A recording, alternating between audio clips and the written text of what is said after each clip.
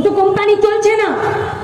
জিজ্ঞেস করুন পাড়ার মোড়ে যারা ফাস্টফুড বিক্রি করছে, যারা কাপড়ের দোকান দিয়েছে, যারা সবজি মার্কেটে বসে আছে, যারা প্রত্যেক দিনের কাঁচা আনাজ বিক্রি করে দিচ্ছে, যারা প্রত্যেক দিন রাতের রুটি তৈরি করে দিচ্ছে, মলগুলোতে যে ছেলে মেয়েগুলো দাঁড়িয়ে কাজ করছে, সংসার চলছে না।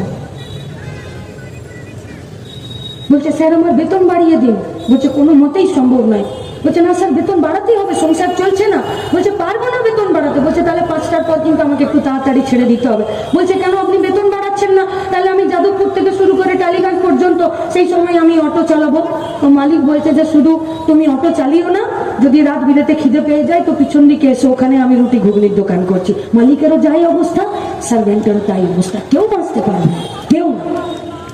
আপনারা দেখছেন আওয়াজ, রোজকারের হক কথা। ফর মোর আপডেটস অ্যাবাউট আওয়াজ, please subscribe our YouTube channel Rajshekhar thali.